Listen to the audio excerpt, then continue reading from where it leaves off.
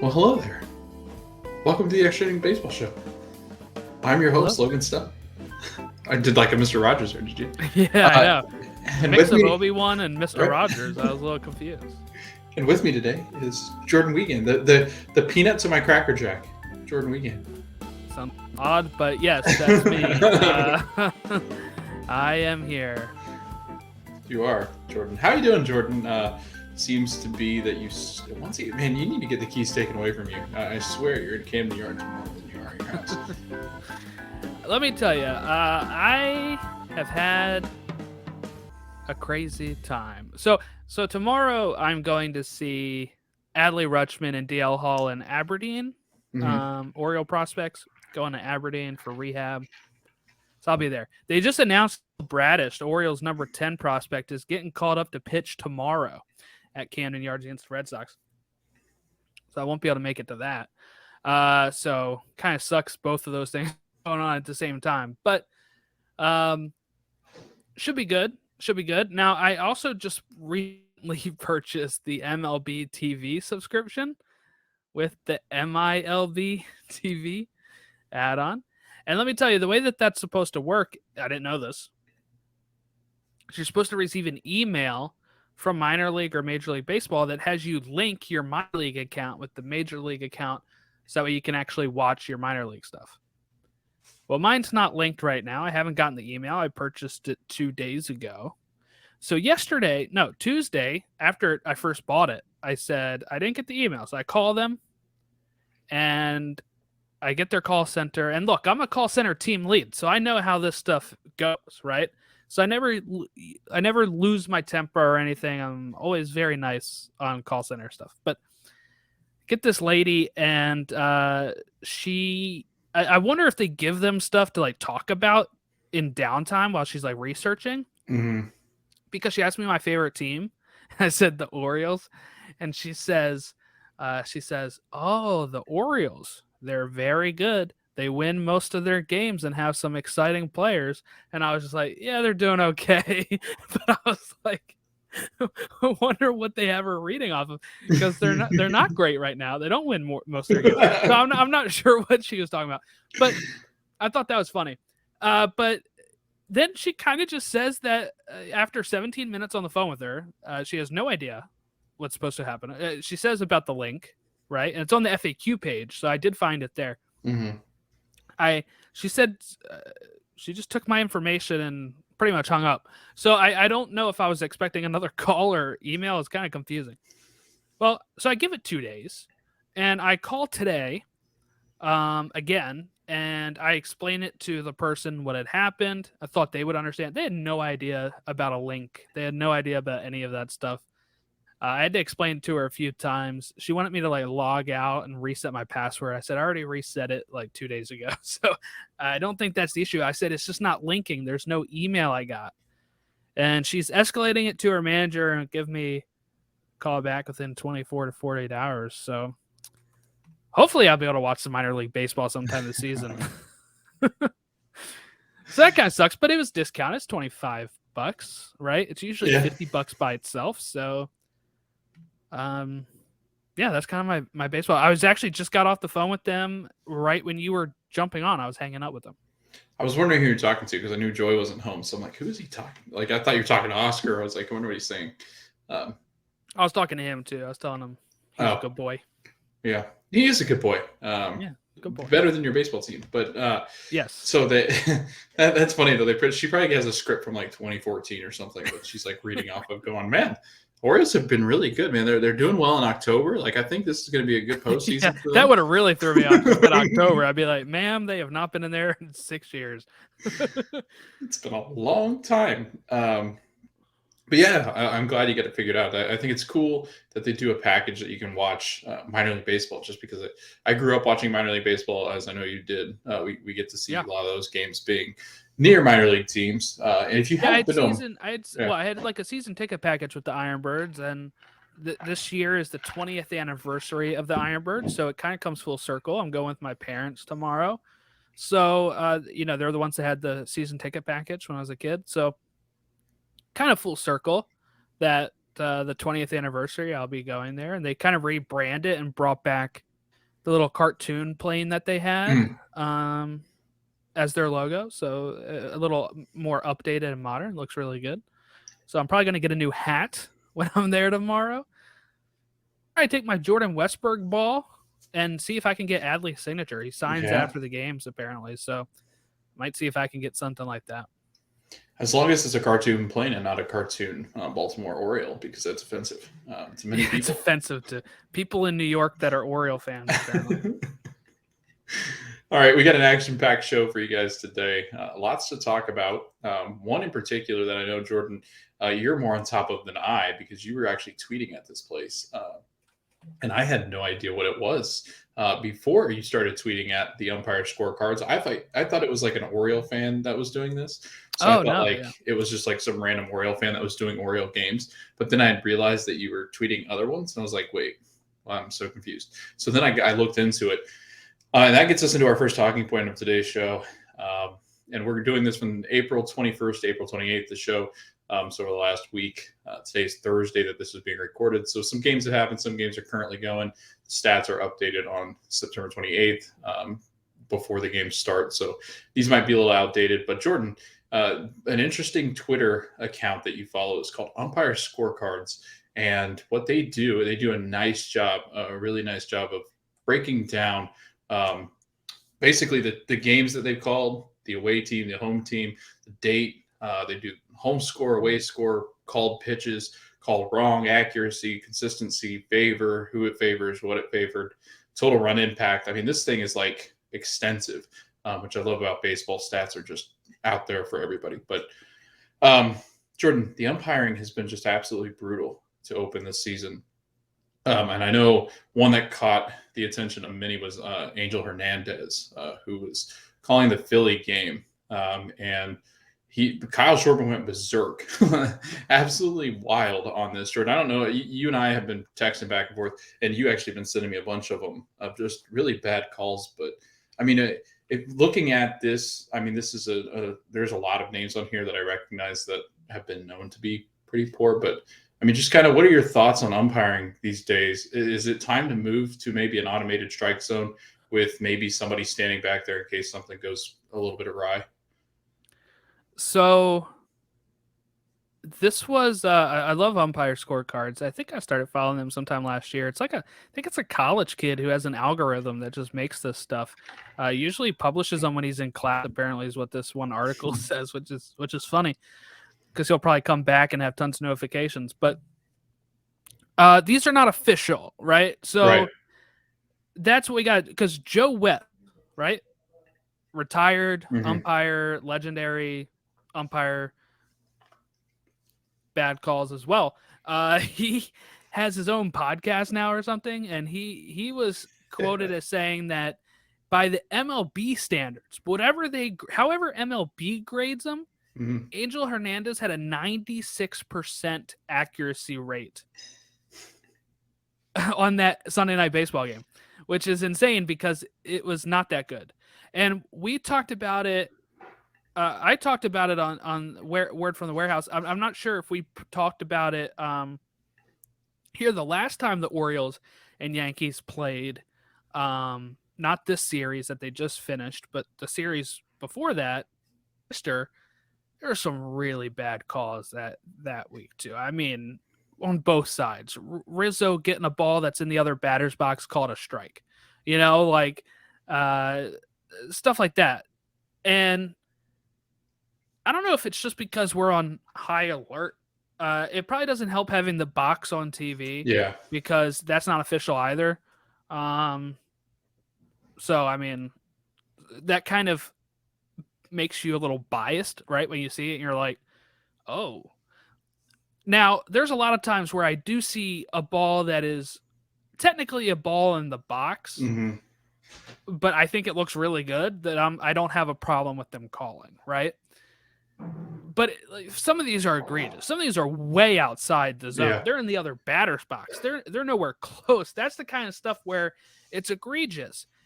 We just had the Mancini play against Oakland last week where he gets called as going towards second base. He never Yeah. went towards second base. He never even thought about going towards second base. Now, you might say, well, he should have turned to the right, but that's not the rule. The rule isn't that you can't turn left. The rule is you have to make towards second. And any person with eyes can tell you he wasn't making a move towards second. So it's this built-up thing. The Schwarber one, if you read his lips, if you see the breakdown from John Boy, right, he makes it clear that he's arguing for both sides. He says it's been like BS all for both sides, and we've been putting up with this. And on a one-run game where Schwarber might be a tying run, or those type of calls mean something. They may not mean as much in like a 10-6 game or whatever, but they mean a heck of a lot when it comes to those one-run games. And I have issues with robot umps too, because the thing is, the robot ump strike zone is going to be a little bit more difficult because it's going to track it whenever the ball crosses the plate, which is the technical, right? Mm-hmm. But it's going to look weird when the ball does end up in the other zone. And it's just because of the way it slid after it just caught a corner of the plate, and that's still going to look wrong. But at least we would have peace of mind knowing it did cross the plate. It was right. And it doesn't slow the game down. The ump has something in his ear that says strike or ball, that the robot ump tells him. So he's still there to make the other calls for if you're safe or out, or, foul ball tip, all that kind of stuff. He's still there to make those calls. It's literally just something that's going to say that's a strike, that's a ball, and you won't even know they're there. You won't even know they're there because the ump is still going to be sitting there, and the ump is just going to be still the one saying ball or strike. He's being fed that by a robot that actually knows, and we would have more peace of mind, I think, that they're correct, and it would be an adjustment period for sure. Pitchers will hate it because they can't get away with framing, like with the catcher framing. Batters might hate it too, but I think it's been in the Atlantic League, and I think people said it's not that different. Yeah. Yeah, so I mean, it's a trial ground in minor league. They're trying all sorts of things out. This is one of them. I know play reversal and things like that, like reviews. I know they try out new rules there. They're currently trying the pitch clock, which has gotten the games down to 2 hours and 39 minutes off of an average of 3 hours and 10 minutes for MLB games last year. So, I mean, if you can knock off a lot of the time that's spent doing that. But again, I think using the minor league to test these things out, like the umpires, like the review systems, like the pitch clock, there's a lot of different things that they're trying out. I think it just increases the likelihood of somebody to pick up the game because it does. I think it shortens the game. I think bad umpires can prolong a game, much like we've seen, in the past. I know who was it? Jim Joyce, that was the one that was infamous for screwing up the Galarraga one. So yeah. Well, what was funny? You said about the one about the the extending, but there was a clip going around where you can hear a fan yell to an ump because it is like a blowout, right? A blowout. Yeah. 9th inning, 3-2 count, 2 outs, or 2-2 count, 2 outs, and the ball is high, and he calls it like ball 3 or ball 4, and walks the guy, and the fan yells to the ump, "What, do you not want to go home?" Like, because it was close. It was a really close pitch too. That could have been a strike. It looked like a strike. And you're like, it's a blowout. It's the last out. Just like, get out of here, man. It was a strike. What are you prolonging it for? Yeah, it's amazing. But again, it's always been an issue. It's the human element. It makes the game more fun too. I think you got guys with different strike zones. Jordan, do you know how they calibrate that? I thought it was interesting because they did a Boog Shambi, who does the Cubs on Marquee Network. He did a thing where he actually looked it up because I don't think many people know. But did you know that the K zone, like the one that they use, ESPN uses, Marquee uses, MASN uses, Yes uses, like all the ones that they use are calibrated off the average hitter of that height.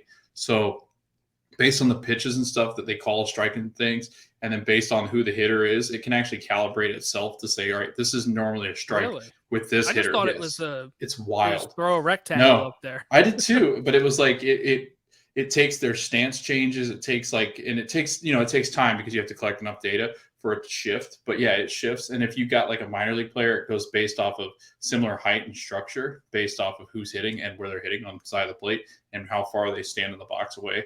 And it creates that box by itself. I was like, that's fascinating, because he said it's more than just throwing the box up there because it's knee to chest or whatever it might be. And it's interesting just because it's like, it does. And next time you're watching, pay attention. It like sometimes it gets longer and shorter. It's really wild. I was like, this is fascinating. But speaking of different and weird, let's talk about the balls. Let's talk about your balls, Jordan. We're going to talk about the baseballs.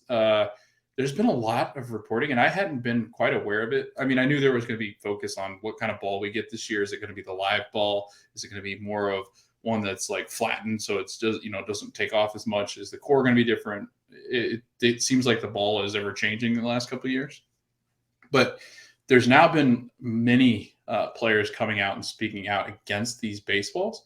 I actually saw a tweet, I forget who it was, that said that the balls were actually being dented.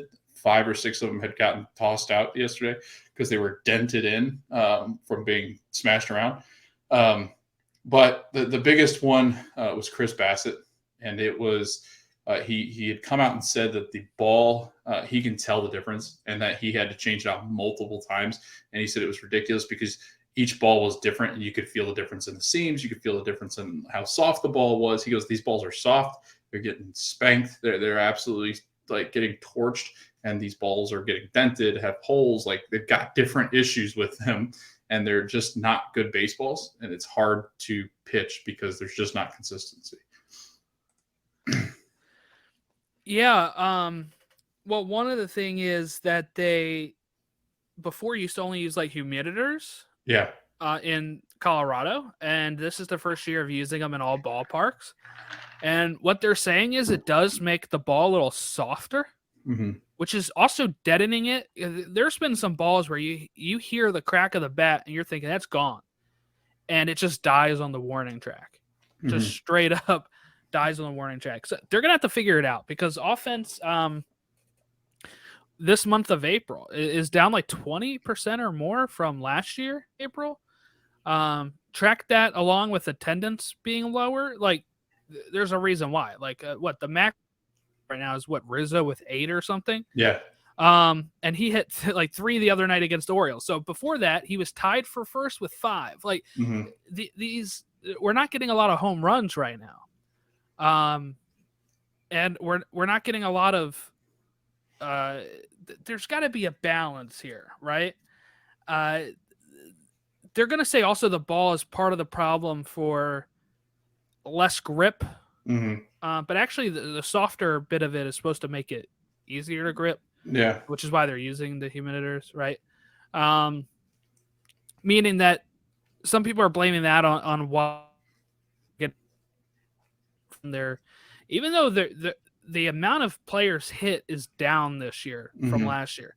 Now, if you look at how many Mets have been hit this year, that's increased from last year. But there's got to be, look, everybody talks about how the Japan ball is. Can't we just use something like that? Apparently, it's really good grip. They don't need any substances. And they don't have a problem with offense. I don't understand why we can't just do that. Like, why can't we, like, people from Japan have brought these over and handed them out to pitchers and batters here, and they're like, yeah, this feels pretty good. Like, why are we having such a tough time when we never had this problem before, but now every year we have to talk about the ball?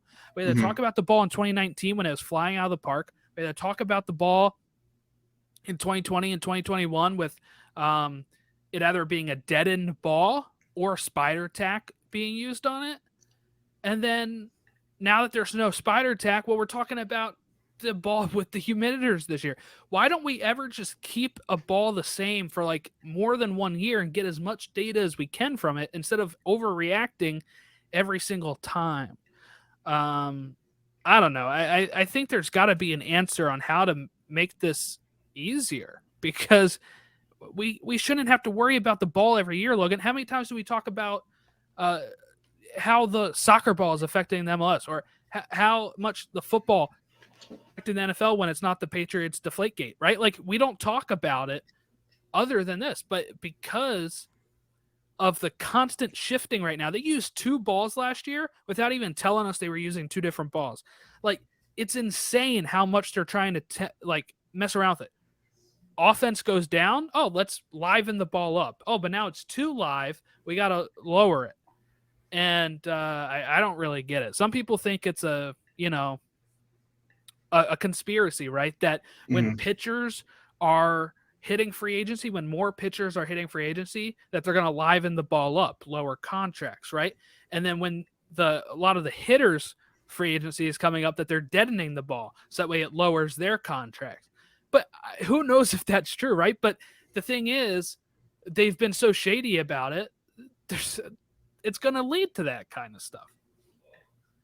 Yeah, it stemmed from the conversation came up because Chris Bassett was talking about when it was like right before, and he was talking about the Mets being hit. The reason why guys could grit the balls, the guys are being hit, and then the whole issue with the Cardinals happened, and the Mets have been the most hit baseball team in the league this year, so they had issues and with in the head 3 times. Yeah, yep, and so they've had issues with it. They've decided that that's the issue.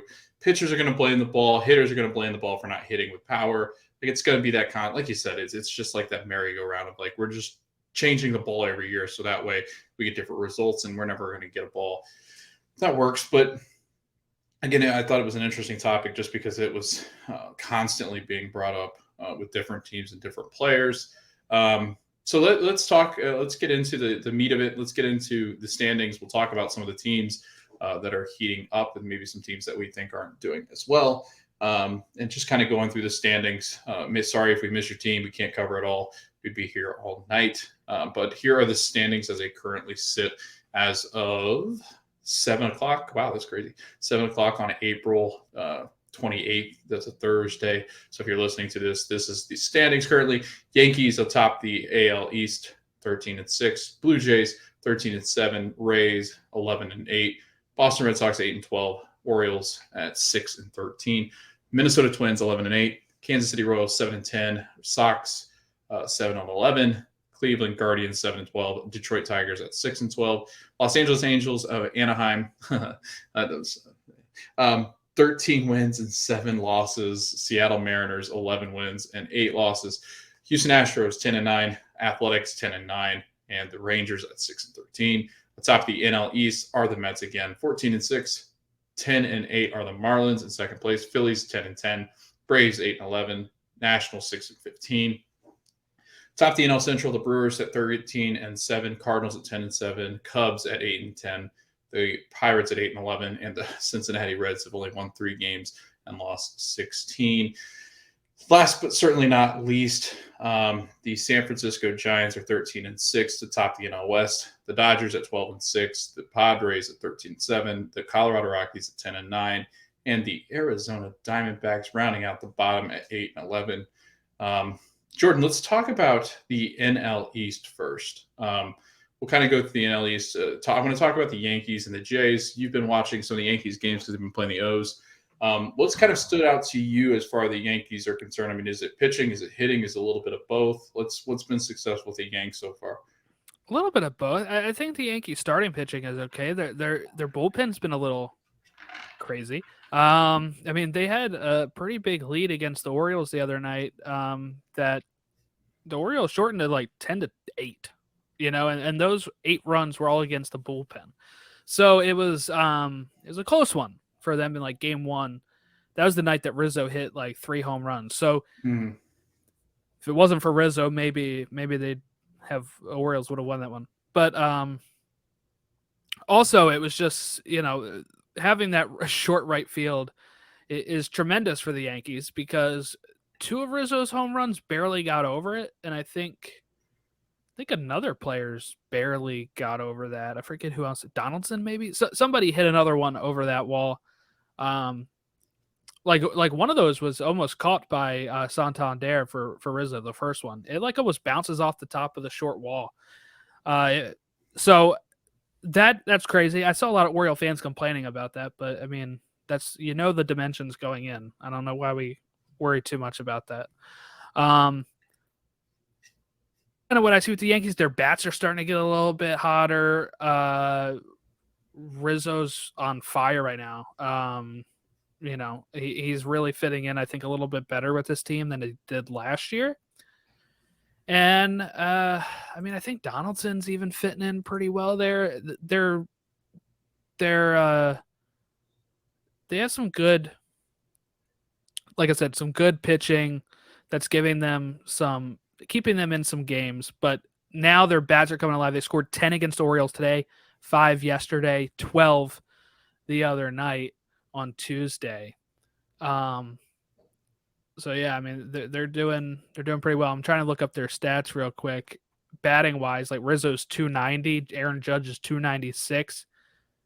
Kiner Falefa's 298, if you whatever you want to read into that.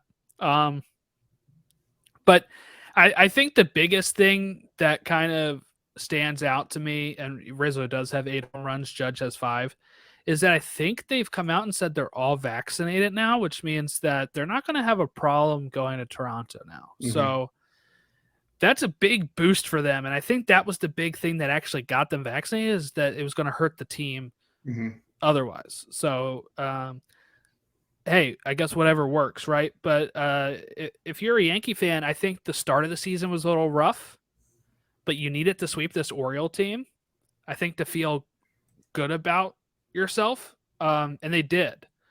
And now the game behind the Mets for best record in baseball. Like, of course, they're tied with other teams with that, but just pretty crazy how quickly they went from like a bad record to just they swept the Guardians, they swept the O's. That's like 7 straight wins for them, I believe. 6 or 7 straight wins, leading the AL East now. They were like 4th when the Orioles beat them around Easter. They were like 3rd, or I think they were 3rd place actually. Yeah. So they're 8-10. They're 8-2 in their last 10. So yeah. So they've picked it up. They've picked it up since that loss of the Orioles series.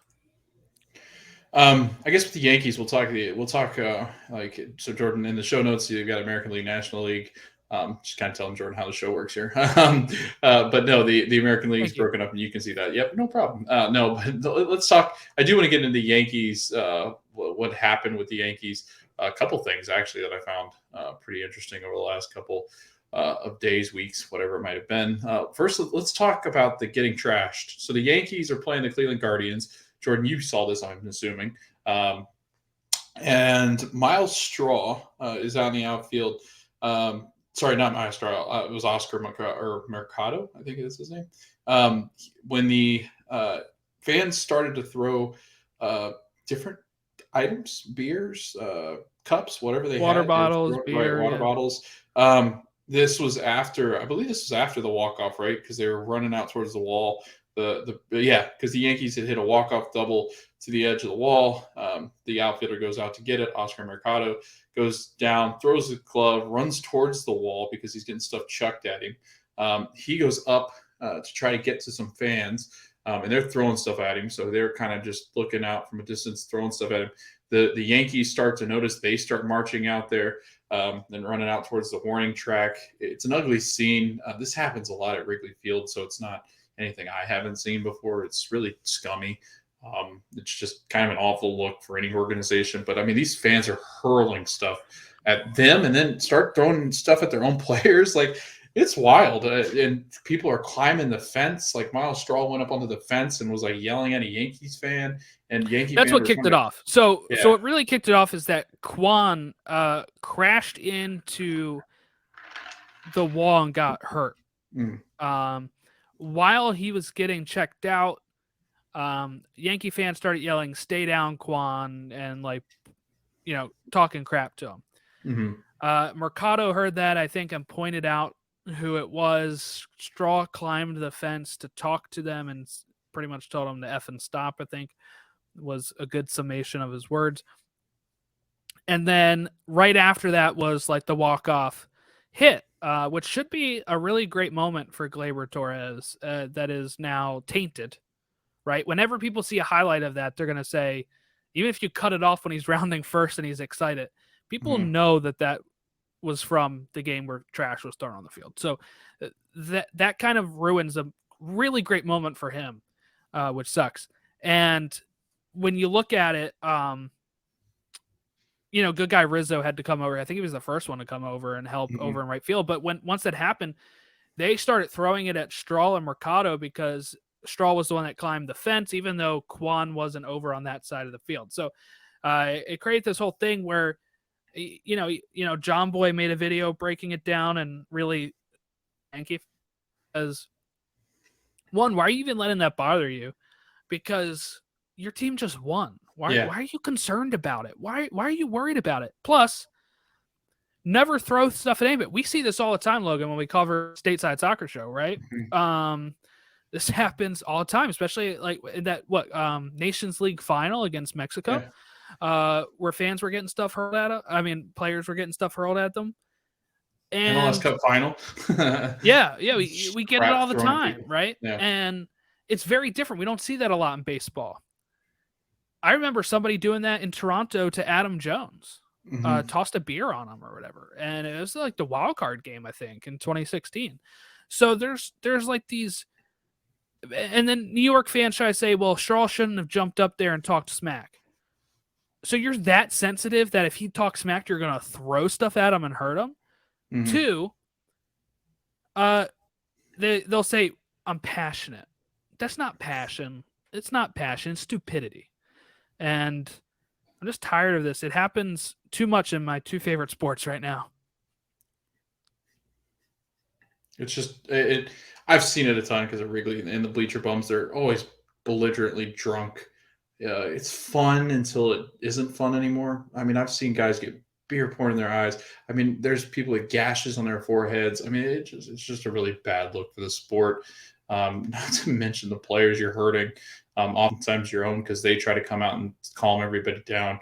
It's going to get to a point where they're going to start selling concessions to the bleachers or what, there's going to be consequences eventually. I mean, there's going to be some kind of fine or something for the teams.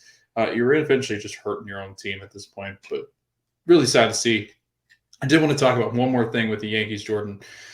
And that was the Yankee letter that was released. I don't know if you had a chance to kind of read through it. But basically what it was about, for those that don't know, the Yankees used a dugout phone to relay information about an opposing club's signs during the 2015 season and part of the 2016 season. And it constitutes a material violation of the replay review regulations. The letter later says, by using the phone in the video review room to instantaneously transmit information regarding signs of the dugout in violation of the regulations, the Yankees were able to provide real-time information to their players regarding an opposing players and club's sign sequence, the same objective of the Red Sox scheme that was the subject of the Yankees complaint. I don't know if you knew this either, Jordan, but I'm assuming you do because it's in the alias, but the Red Sox were also accused of cheating and were found cheating. They did it in, I think, 2017, I believe it was, or maybe no, sorry. Yeah, this stuff has all been known. The issue is, so with the letter, right, is that people thought this was going to be a lot bigger than it was, right? Because they kept trying to stop the release of it. But to be honest, it's a big nothing. It's the same crap that everybody else is pulling. Like it's the same. They said more teams have done it. I wouldn't be shocked. I think the only team that wouldn't have done this is the Orioles because they were actively tanking. Yeah. So I think if you're actively tanking, you don't even want to win.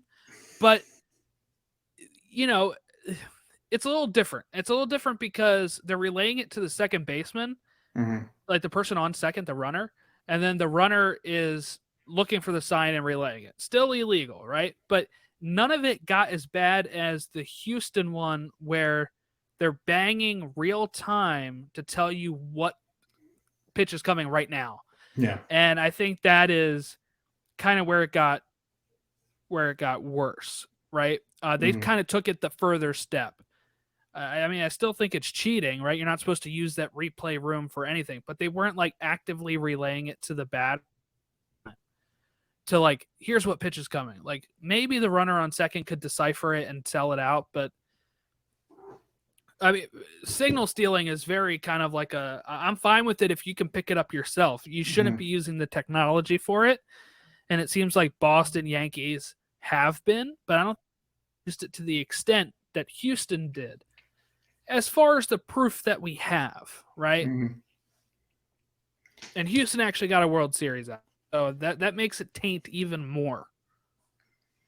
Yeah, the tech problem is the problem I have an issue with. Like if you're gonna steal signs, it's part of the game. I mean, if the other team is not going to be diligent enough to kind of hide their signs, we used to do that in high school. We had a rival club that we used to play, and they were down the street, and we'd oftentimes face them in district semifinals or whatever it might have been, and we used to know that their pitching coach used to have a wooden fungo, and this was not very obvious, but what he would do, he'd either, like some innings, like we'd pick up where he'd put one hand on top of the knob of the bat and then on the handle, or like both hands on the handle, and he was giving signs, but nobody had kind of like thought that he was the one giving the signs, because you'd have a head coach kind of just doing the signs up here, but we figured out it was the assistant and it was the pitching coach. And then there was innings he'd shift the bat, so like if he wanted outside, he'd move the bat one side and then the other. We picked up on it, but never told anybody we were picking up on it. We had somebody relaying the messages from second to the hitter. And so we figured it out. It wasn't through tech or anything like that. I mean, some of these teams are using like smartwatches and like the bullpen thing where they're zooming in with binoculars and weird stuff. Like it's just bonkers the extent that some of these clubs go to just to cheat. I mean, it really is. It's kind of annoying. It just kind of taints the game, because you have people who go, well, this doesn't happen on other sports, and they're kind of right. I mean, this is one of those sports where there's have no a lot signs of to steal in other sports, but football literally had where they find copies of playbooks in the Patriots locker room or other locker, like it happened, deflating the ball or that kind of stuff. But. Yeah, deflating the ball, like literally. Look up anything the Patriots have done. They'll show you it can be done in other sports. Soccer's had match fixing scandals in other sports, which is not really cheating, but it's like monetary gain and makes a mockery of it. I'm trying to think basketball. Can you really cheat in basketball? In basketball, people used to, same thing Belichick used to do. They used to record like shoot arounds and stuff because they'd be running through plays. So I know there was some of that issue going on. So yeah, I guess the answer is you can, right? In every sport. But it is funny that it's always this sport, right? The pitchers cheating with the spider tag. The PEDs. Batters trying to PEDs back in the past. Right. Even like players taking greenies in the past that helped them before they were outlawed. And yeah, it's just it's relentless with this sport, though. It really is. The spitball before that had to get out, right? Like scuffing up the ball or making it with mud so you couldn't even see pine tar. Yeah. There used to be people back in the days before they had the batter's eyes, right, where they would all wear white shirts, so that way you would lose the ball because you wouldn't be able to see the ball because of the white shirts behind it. Like. People have tried all kinds of things. And what's funny is we look at those past ones very fondly. It really isn't until I think the PEDs that we start really looking at it harshly. And I think it's because the records started to have an effect. And for whatever reason, baseball records are king, right? People care about the records of the game more than they do in any other sport. We can all kind of say the last time somebody went 400, right? I don't know if we can do a similar stat like that for football without maybe guessing it was Tom Brady or Drew Brees, right? Like that's kind of where we're at with it. But and even then the rules had changed for offenses in football. While baseball has pretty much always been the same rules, the big difference is how fast they're throwing. But yeah, this sport is always looking for an edge. I do want to mention one thing, kind of in pace of records before we do jump to the Blue Jays. I know we've been long-winded in a roundabout way, but Miguel Cabrera, Jordan did it, 3,000 hits. We were We were live last time when he was getting up there, almost had 3,000. I think it I was think it where we was were. like a game or two later Yeah, that he got it. Yeah. yeah. So Oh, he. it was a game later, but it was 2 days later. They got rained out the Mhm. Friday, I think, and then he had a doubleheader on Saturday, and he Yeah, got it on Saturday. yeah. The Yankees got booed because they walked Miguel Cabrera. Yeah. Like it was a lot of fun. People just wanted to see him get the hit, but he did it. 3,500 home runs, just the seventh player to do that in history. 15-year career with Detroit Tigers. Or no, is it? I don't know. 15? We did this math last time. Yes, 15. I want to say, yeah, because he was 2003, I think, when the Marlins won that. Because that's the year they went to the Cubs. So yeah, 15-year career with the Detroit Tigers. Now a Hall of Famer, I'm assuming. Jordan, I don't see where he is not first ballot, and he will get his number retired alongside on the brick wall with Ty Cobb, Al Kaline, and Hank Greenberg. 20 years in the league. Came up in 2008 with the Marlins. 2003 with the Marlins, was traded to the Tigers in 2008. And during his career, Jordan, he's achieved 2 American League MVP awards in 2012 and 2013, 4 American League batting titles 2011 through 2013 and 2015, 11 All-Star selections, and the 17th MLB Triple Crown, which I find the most impressive of them all. Well, do you want to know why he's making the Hall of Fame? I'll read 3,000 hits, 500 homers, and a triple crown. Only one player in history, and that's Miguel Cabrera. That's So yeah, fascinating. that's a Yeah. lock. That's a first ballot lock. And all it took, Jordan, there's a fun article I linked in there just for your own time to read it because it's really fun. How they get Miguel Cabrera is the owner then calls up the GM and goes, "Hey, Miguel Cabrera is available. Is that something that interests you guys here? Can we, do you need him?" And they was like, "Yeah, like sign me up. Like, well, yeah, let's go get the kid," because he didn't think he had money to go get him. Then they end up trading and getting a nice deal for Miguel, and now they're never looking back. So it's a really cool story. I wish Miguel had more time, just because there was a time with the Marlins that he was really good. That he had some postseason stints there, but I'd have loved to seen him more in a more World Series stage. I thought he was a Yankee back in 2008 when that was all going on. I can remember thinking that the Yankees were beat by him, so why not join them? So it was kind of one of those things like, if we can't beat you, then you're going to come over here and play with us. So it was, I don't know, it was a really exciting time. He destroyed the Cubs when he was like 19 or however old he was.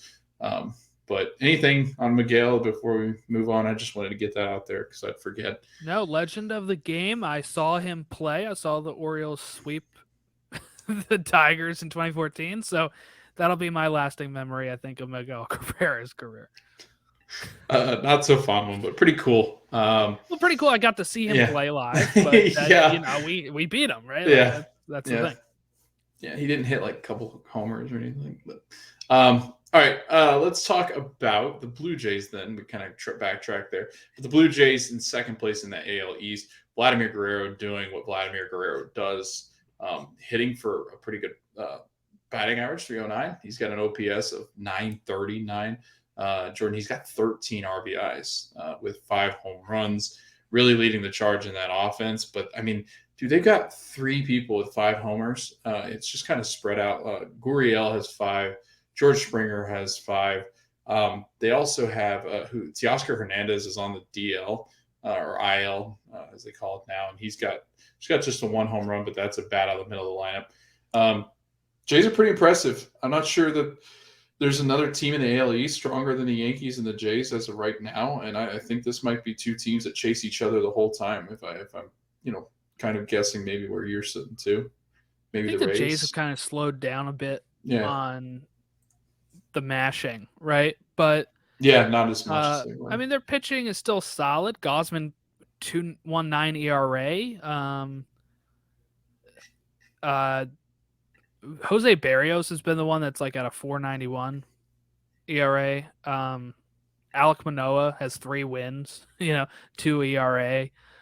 So they've been doing pretty good pitching wise. Their batting is, Vladdy's batting above 300, right? So is George Springer. So that's pretty legit.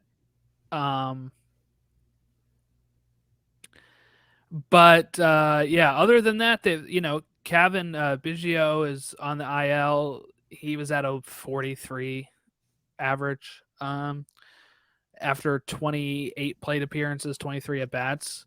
So he's been out for a little bit. He's more of a utility guy for them though. But yeah, I mean, we talk about how young they are, but they're actually, if you look at their ages, right? I mean, they have a lot of people closer to the 30 range than I think we usually think of, right? Like their youngest guys are Bo Bichette, Vladdy Jr., and Kirk at 24 and 23. Everybody else is like 27 and up.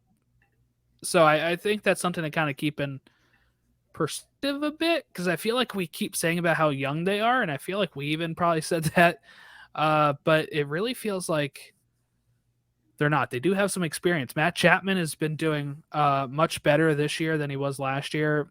He had some, like a hip issue that he had to get fixed, and this year he's been doing better. 3 home runs, 10 RBI, 217 batting average, but I think he'll get a little hotter, I think. But yeah, that's kind of where I stand with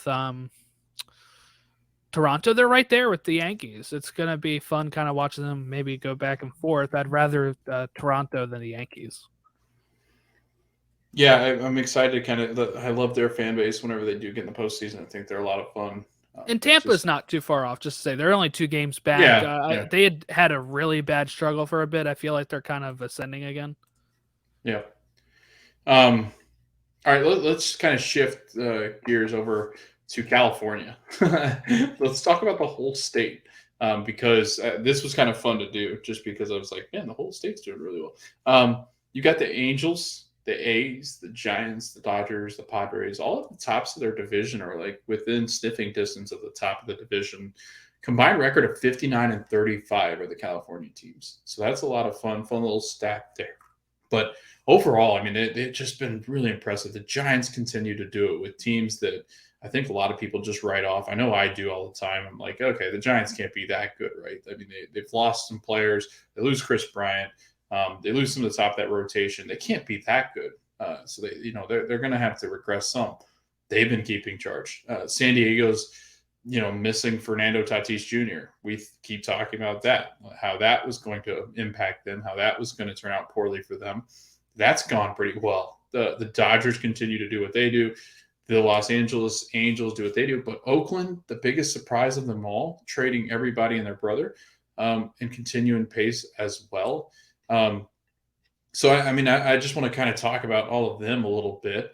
I guess we can kind of just jump in with, I do want to talk about the Angels, because I think that's an intriguing team to look at and talk about, because you and I, Jordan, were in agreement that lineup, if it was a lineup that could get going, it's a scary lineup. I mean, you're talking about guys like Anthony Rendon, talking about Mike Trout, Shohei Ohtani, Jared Walsh, a scary middle of the order, guys that could really rake and have been.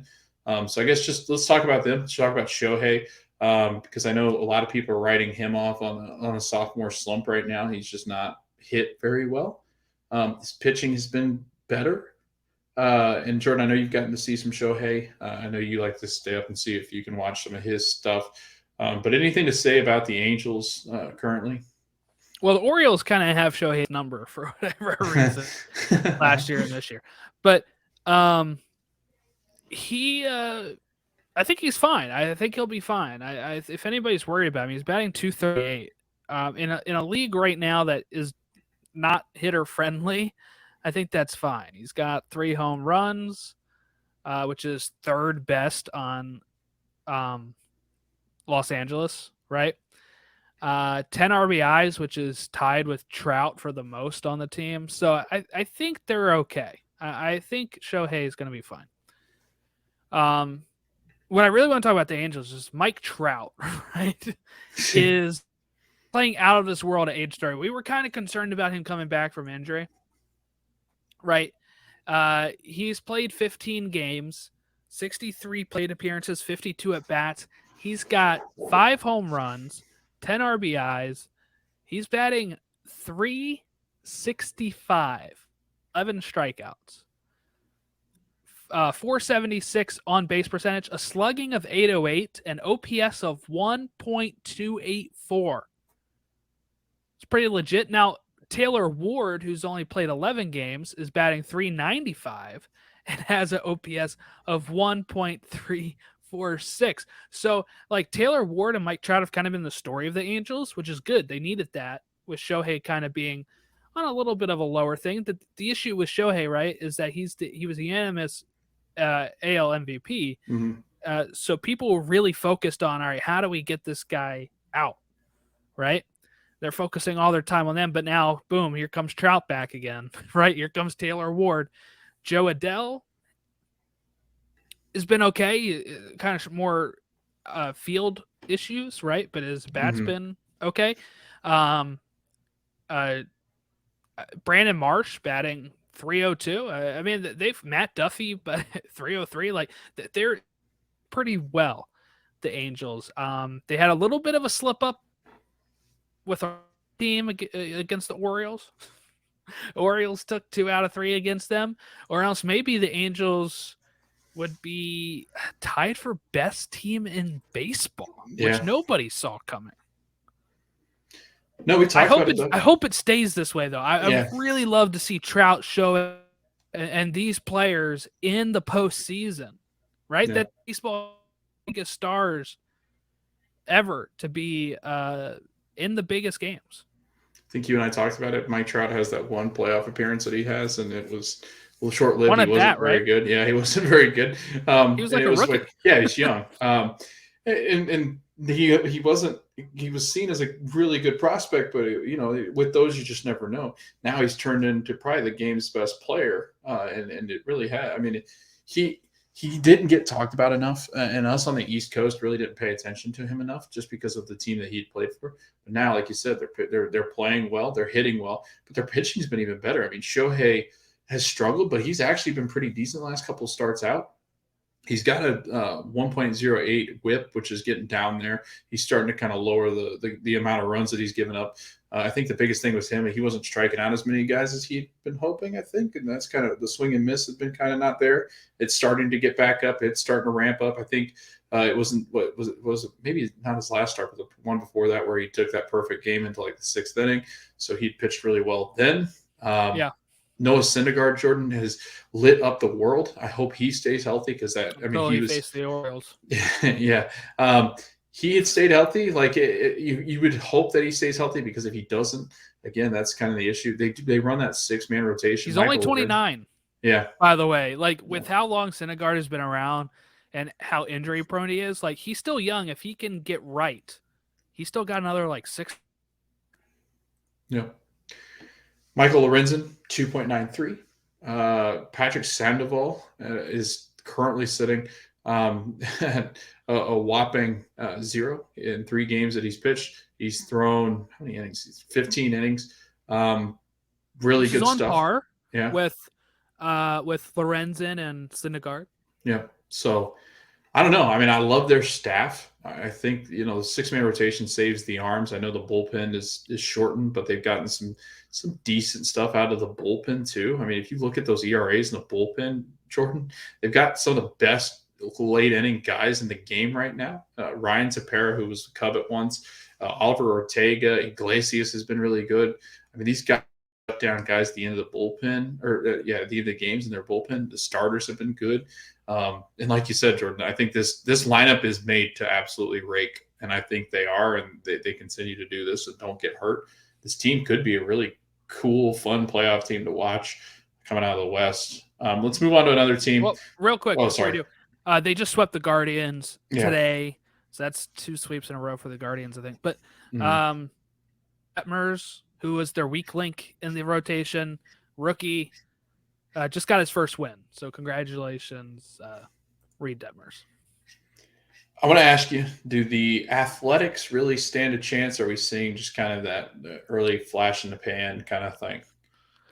I think they'll fall back. I really do. They're hanging on. You can't ever put anything past them. They're always competitive no matter who they got on their roster, kind of like the Rays. But I do think Houston won't be as bad as they've been for that long. So I do think especially when Houston and Oakland start playing each other a bit more. Mm-hmm. I think that might be some grounds for makeup for Houston, but I'm impressed by Oakland so far. I just don't know if they've got enough to keep it up for the whole year. Yeah, I mean, you look at that lineup; it's just not overwhelming. Guys not really hitting that well. So again, I think this was just a fun one, just because they were actually performing pretty well. They're still sitting pretty in the AL, so it was Above kind of 500. yeah, it's fun to throw them in there. A couple of games off the first place team in Los Angeles, but it was just kind of cool to see them perform pretty well when they've traded pretty much everybody that they've had. And like you said, Jordan, you can't ever count them out, so you just never know. But with the A's, I do think they regress. I think you kind of see them fade out of it. But the other three teams that are left, Jordan, I don't think they're set to kind of fade out of existence. And this might be the best division in baseball. It definitely is right now. But you and I talked about this. So this could be sneakily one of the best teams in baseball if the San Francisco Giants stayed competitive. A lot of people wrote them off. They were the best team in Major League Baseball last year. A lot of people wanted to just write them off into the sunset because they'd lost some of the big players that they lost. But again, they just continue to have success, and the Giants continue to hit the baseball. But even more so, they really know how to pitch, and they've always found effective starting pitching, and that's kind of been the key for success early on in the season. Logan Webb's been pretty good. Carlos Rendon's been really good. Alex Wood has pitched pretty well. And so they've got good, starting rotation guys. Seems like anybody that they kind of want to fill in always pitch well, and they have one of the better bullpens in the league. So it really is. It's impressive that the Giants can just continue to have success year in and year out.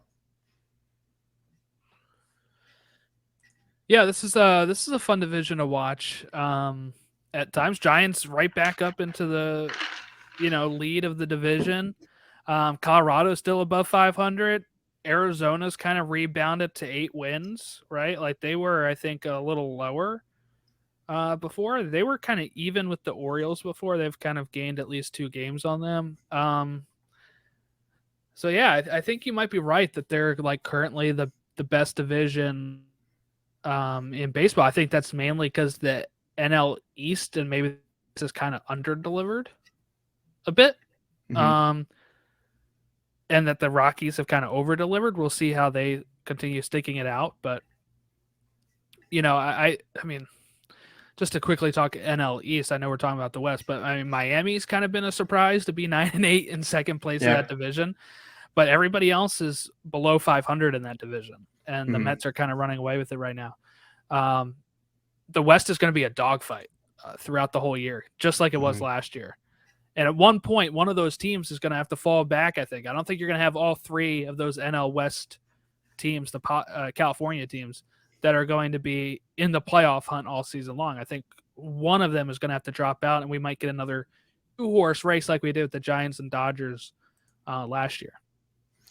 Yeah, I definitely think there's going to be a strong push at the top of the league. But I do think, like you and I talked about this could be one of those 3 playoff spot divisions. I think we see it as probably being the team or the division that's going to get the 3, especially with, I think, kind of the Cubs have kind of dropped off. So the Central looks like it's going to kind of balance itself back out to where it's just the Cardinals and Brewers.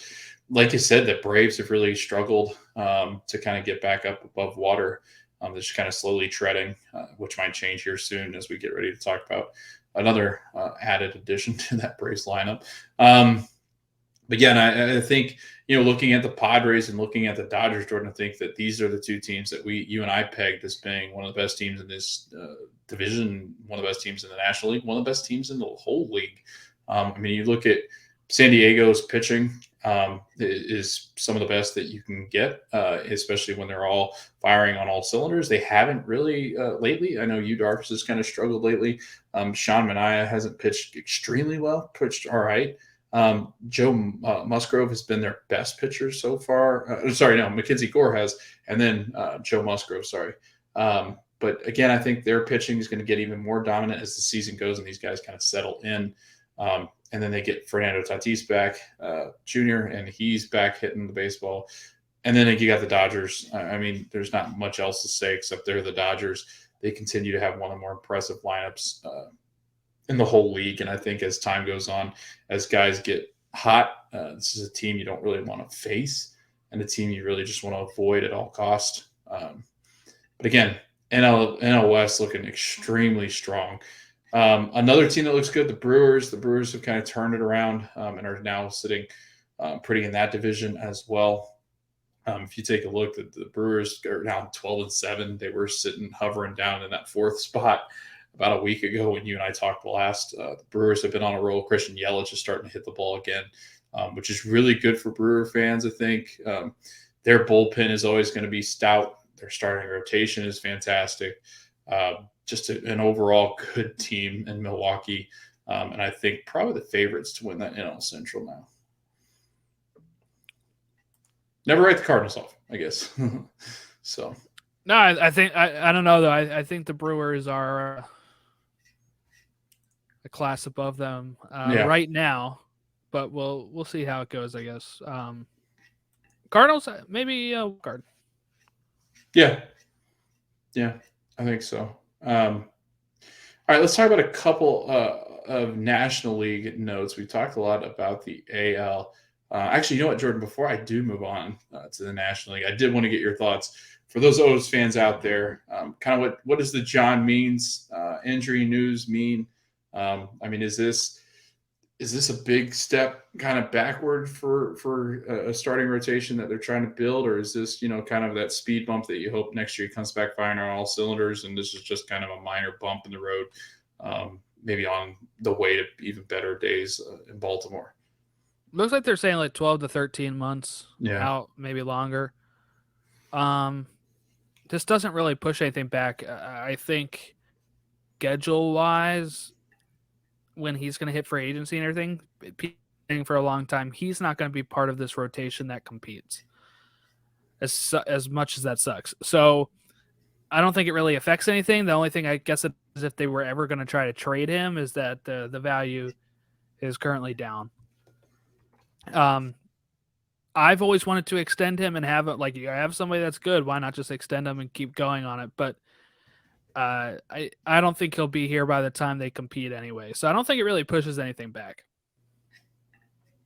Yeah, just want to get your thoughts on it, just because I know it's a big loss. Obviously, he's one of the top rotation guys now, but like you said, I figured as much that he'd be, if he wasn't gone by the time they did really build this thing up, that he'd be on his last couple legs here, just kind of fading off into the distances. The team is just getting really competitive.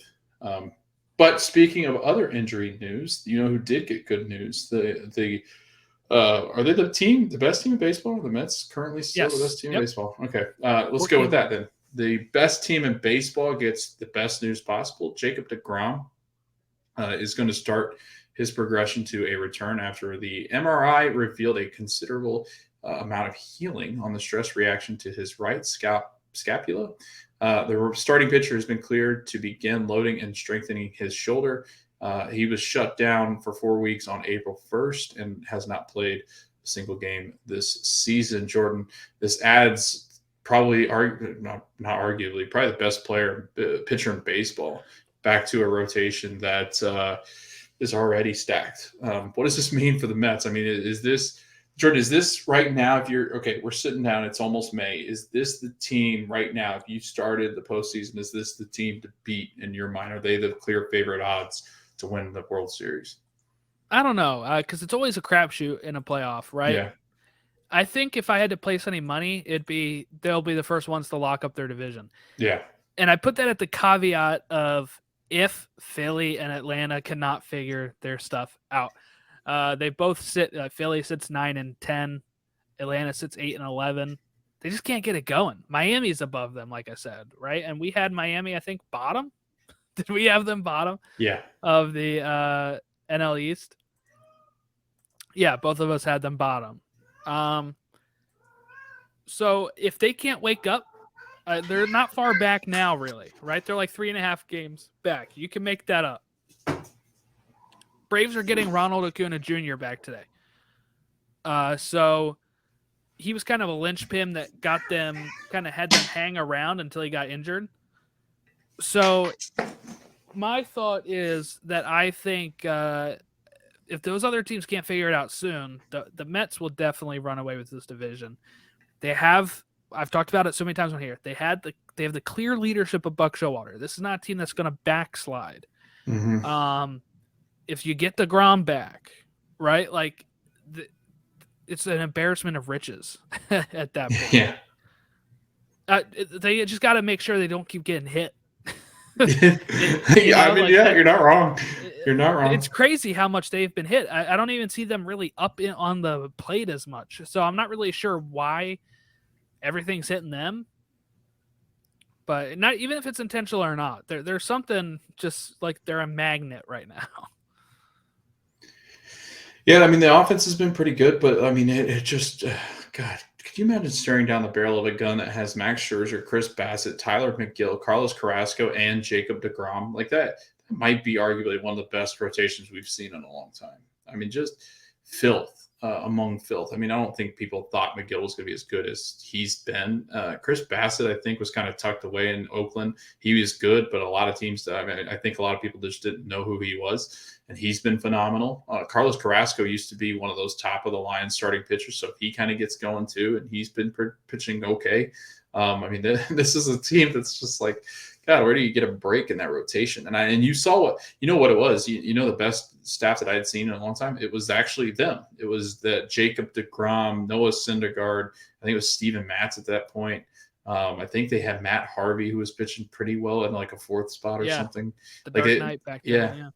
They had they just had filth. And this reminds me a lot of that. This might actually be because usually Scherzer is not one that he had that shoulder fatigue kind of stuff, but he's not one to usually get hurt. DeGrom, I always thought stayed pretty healthy compared to the others. Recently. It really just been last year and this year, right, I think, that he's been injured. But again, if you can get that strength back, I mean, he is is he the best pitcher in baseball? Do you think? DeGrom, if you go off last year's stats, I mean, I'd probably give the edge to Scherzer just because he does stay healthy recently. Age. But like DeGrom's the stretch he was on last before he got injured was like young worthy. So it's hard to pick between the two of them. Just if you have both on your team and they're both healthy, that's insane.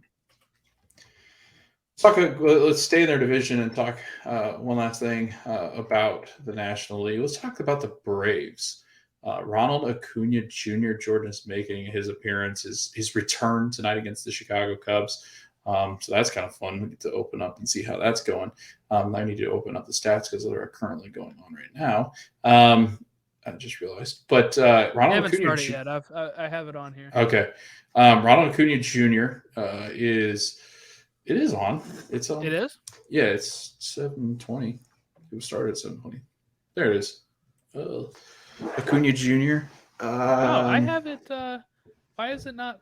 You live paused. You have paused. No, I've been watching. It's been a game. I don't understand. All right, go ahead. Sorry. All right, so Ronald Acuna Jr. Jordan is making his return to the Atlanta Braves, top of that order, leadoff spot for Acuna Jr. He is 0 for 1 currently as it sits. But if you look at his history, and you and I talked about this, he's not been healthy over the last couple of years. So it's been kind of a long time since we've seen a whole full season of Ronald Acuna Jr. Won't get one this season, but hopefully we get about as close as we can to Ronald Acuna Jr. because he was a young, exciting player. He debuted in 2018. If you look at his historical stats, it's 281 over his career with an OPS of 925 with 105 homers and 246 RBIs. Electric speed, electric defense. I mean, the kid is a five-tool player, as they call him. You add that to the World Series, the reigning World Series champions. Jordan, do you think that this is enough to get at least the Braves back into the sense of like, hey, we're a competitive team still, where you're not just going to steamroll this division like you think you are? They attribute him, I think I said it a little bit ago, but they kind of attribute them even hanging around last year in 500 range to him before he got injured. Mm-hmm. And then they went out and made all those trades that really helped get them off the line while he was out, like Jock Peterson and Rosario, Soler, Rosario, all those. Yeah. So I think, yes, I think he can be a big boost for them. Not even just for his play, but the locker room. Having somebody back like that it's going to be a pretty big boost, I think. I think this is the only team that challenges the Mets in that division. Again, I'm still not sold on the fact that the Phillies are going to be competitive because when their offense struggles, it's going to be like we've seen. It's actually, Jordan, did you know this? Fun fact. This is the worst start that the Phillies have had since 2015. They have not had a worse start. And that's shocking to me because they haven't been great over the last couple of years. Last year, they had that really nice run that put them in contention because Harper was so good. But Bryce had been struggling. He's kind of coming around now that they put him in that DH spot. But that defense is just it's like it's the worst place to DHing because I think he has is that shoulder. pain. Yeah, he's got the shoulder pain. But it's just funny to me that they accumulated some of the worst defensive players and probably one of the worst parks you could possibly have defensive deficiencies. Well, how about I guess. how about real quick that twin off against SKC? Yeah. I mean not SKC. Yeah, SKC. City. Yeah. Yeah, Sporting. It would have been bad. Yeah. At least I got the right city, right? But that was brutal, right? Yeah. Like that is that's what I kind of imagine the Phillies outfield as, right? But yeah, I don't know. I think they're still very fun to watch. I'm planning to maybe go with my cousin next month to see them play the Dodgers at Philly. So hoping for a good game, and the bats will be a little warmer, I think, then because they'll be warmer outside. But yeah, that's kind of been their problem so far. Yeah, I would say the bats at both the Braves and Phillies haven't been quite what they thought they were going to be. I know Adam Duvall struggled for the Braves. He's not played well. Dansby Swanson's hitting 188. You got Austin Riley at 275, who hasn't been as stud as he was last year. Ozzie Albies hasn't been quite as what they thought he would be this year, kind of getting slowly out of the gate. I mean, these guys are slow out of the gate, but I feel like this is very common for a Braves team and for a team that just won a World Series.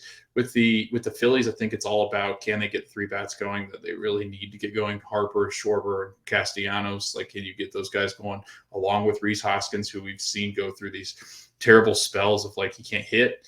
So it's a wonder. It's a wonder if the Mets, like you said, Jordan, if they get DeGrom back, do they just absolutely run away with this division? Because right now, these two teams are just like treading water and treading it as fast as they can. Because, I mean, 2 bad months to start the season can be a lot to kind of overcome. They've got a month to kind of figure stuff out. I think the Braves have the staff to do it and some of the offensive tools. While I think the Phillies have the offensive tools, they just need some pitching. So it'll be interesting to kind of see. And people might say, well, they did it last year, right? But and the Mets were in first for 100 days, remember? Like I said, I don't see that happening with this Mets team. And like you said, if they get DeGrom back, then they can really put themselves over the edge. That there may not be that opening for them to claw back. And they're going to have to start looking at the California teams. They're going to have to start looking at St. Louis for playoff spot, for a wild card. They're going to have to start looking at all those teams and say, okay, we might not be able to catch the Mets, but can we even catch them? Because right now, even those teams are 3 or 4 games ahead of them. So they're going to start sitting there thinking, like, we got to turn this around soon. If you're an Atlanta fan, I'm not so sure if you're that concerned because you just won the World Series, right? Like, if you're a Phillies fan, though, you were sold a certain thing, right? You were sold that this was going to be a team that mashes and that they're pushing to go to the playoffs for the first time in, like, was it 10, 11 years? Right now, they don't look like a playoff team, and that's kind of their problem. Yep. All good notes. But yeah, Jordan, I think that kind of just wraps us up because there's a whole lot to talk about, but a whole lot not of time. It's just been like, it feels like these first couple of weeks are just, there's so much to like fill time with, and there's so much going on. And like, I think it's hard at the beginning of the season just because you're not really sure. I think it's towards the end of May you really start to kind of see where teams are going to, falter or maybe kind of go back down to kind of that median line that we kind of think that they're going to regress to the mean. But overall, I mean, it's been an exciting couple of weeks of baseball. I'm really excited to just kind of see the Mets the way that they're playing. I think it's a lot of fun that we got a lot of young, good players. My boy Seiya Suzuki absolutely terrorizing the league still. I know you enjoy that because he's on your fantasy team. But no, I mean, it's been fun. We're getting new faces of the game. Vladimir Guerrero Jr. is going to be a face of this game for a very long time. You got Mike Trout back playing at his top level, if not better than he had before. You're going to have Shohei kind of come around, I think. You got guys like that. You got Adley Rutschman that's getting ready to come up and absolutely bust up the seams with the Orioles. But no, it's been fun. It's been fun to see Rizzo play well. I always root for Anthony just because of his past with the Cubbies, so that's been kind of fun to watch. But overall, man, it's been a fun start, fast start. Looking forward to the rest of the season. But anything else that you got, Jordan, before we kind of close out and head out? No, just let's go O's, I guess. Yeah. Let's go. The call-ups are starting. I mentioned at the top of the show, Kyle Bradish is going to be starting on Friday, and that's to fill in for the John Means slot, I think. So, yeah, they hey, it's starting to happen. I think soon you're going to see Adley Rutschman up within the month. You're going to see DL Hall probably up at a certain point, and maybe even Grayson Rodriguez by June. So a lot of big prospects coming through for the Orioles that maybe hopefully turn this team around a bit. All right. I guess before the bench is clear, like the Cardinals and the Mets game, we'll get out of here so that we're not getting thrown at.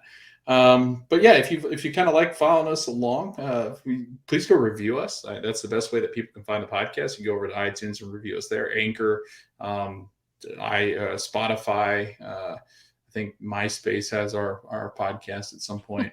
Yes. But yeah, leave some reviews. It's a great way for people to find us. That was Jordan Wiegand. I'm Logan Stump. You can find us over at the Extra Innings Baseball Show, wherever you get your podcast. You can find us on Facebook at Extra Innings Baseball Show. You can find us at Twitter, Extra Innings Show, Instagram at Extra Innings Baseball Show. Tweet at Jordan if you're excited about all these young birds getting ready to leave the nest and fly into greater pastures. They're not dying; they're just playing baseball, but. It'll be exciting. I'm excited for you, Jordan. I remember this feeling very well when all the young Cubbies started to kind of make their appearances. And over the next couple of years, you just, I guess, pumped, anxious, ready for things to get started. But kind of looking forward to seeing all the excitement that you guys have. Looking for the excitement to end what was a great first month of baseball. But thanks for listening. Thanks for joining us. And Jordan, get out of Camden Yards. I'm pretty sure that you have overstayed your welcome. Good. Yep, good. You're in Dino Land, USA. I'm really confused, but.